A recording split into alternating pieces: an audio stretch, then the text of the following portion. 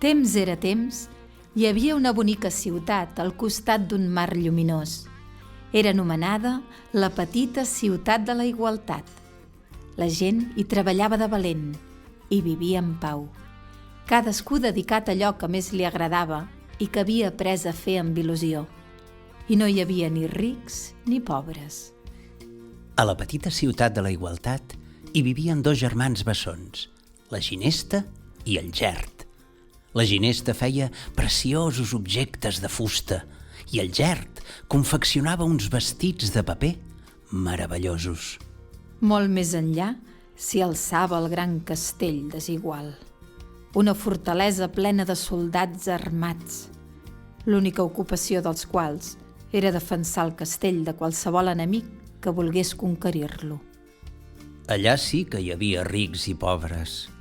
I també hi vivien dos germans bessons, el príncep forçut i la princesa preciosa.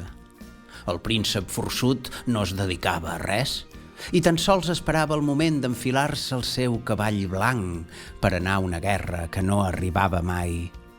Ocupava els dies caçant amb el seu arc pobres animalons desprevinguts, mentre que la seva germana s'emprovava vestits i més vestits i sospirava des de la seva finestra, raspallant-se contínuament el cabell, tot esperant algun cavaller valent amb qui casar-se, amb el permís del seu germà. Vet aquí que el gran castell desigual hi va arribar la guerra, finalment. Però els enemics no estaven pas fora de les muralles.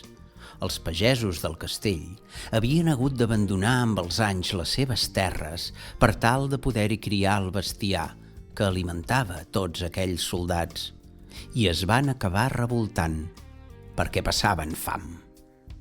I van expulsar del castell el príncep i la princesa, que van anar a exiliar-se a la petita ciutat de la igualtat. Allà els van rebre amablement i els van donar menjar i aixopluc.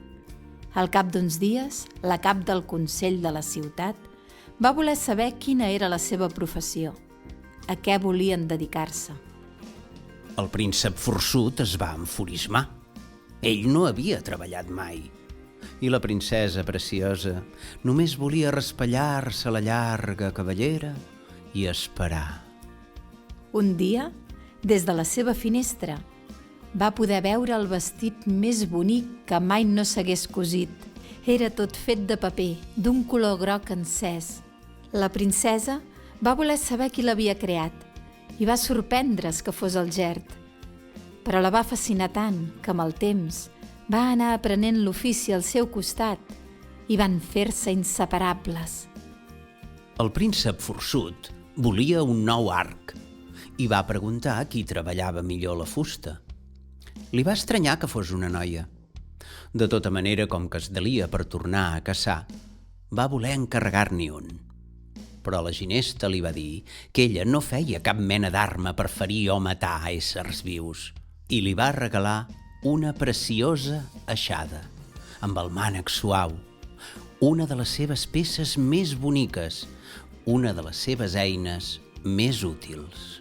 I al forçut li va agradar tant fer solcs profunds a la terra i plantar-hi llavors que creixien i esdevenien fruits amb tota mena de sabors i colors, que va acabar sent el més feliç dels pagesos de la petita ciutat de la igualtat i el millor amic de la Ginesta. I va aparèixer l'amor. La preciosa va ser la primera en adonar-se'n, però no va gosar dir-ho per vergonya. I el forçut també ho va saber ben aviat, però li va costar molt decidir-se a fer el pas. Però, finalment, van obrir els seus cors i es va fer una gran festa per celebrar-ho.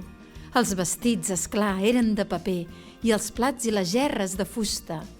La llum que reflecteix la felicitat ho banyava tot i van ser feliços durant molt de temps. La Ginesta i la preciosa. El forçut i el Gerd.